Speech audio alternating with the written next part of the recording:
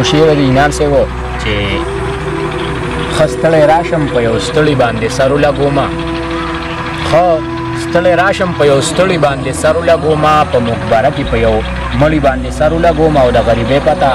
زما له دې خبرې وکړه چې بالغ نه وي نو په پړي باندې سر ولګومه ارشاد او باقي د دې نه پس یو غزل به درته ووایم مکاسب تاسو ته یو شعر وي چې ګله د ګلانو سره ژوند کوه ګله د ګلانو سره ژوند کوه باز شه هواګانو سره ژوند کوه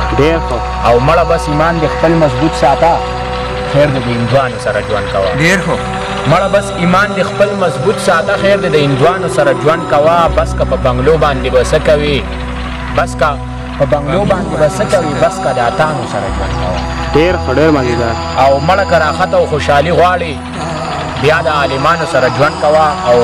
شعر ورته بیا ووایه مننه مړه که راحت او خوشحالي غواړي بیا د عالمانو سره ژوند کوه ډېر شعر د پکې انعام صاحب چې په غیرت پسې دغه وي چې مړه که زمری شي خو چې نر نه وي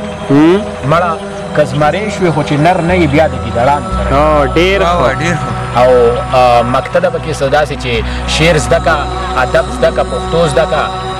شعر زده که ادب زده که پښتو زده که شعر لیکه غالبه شاعرانو سره ژوند کوه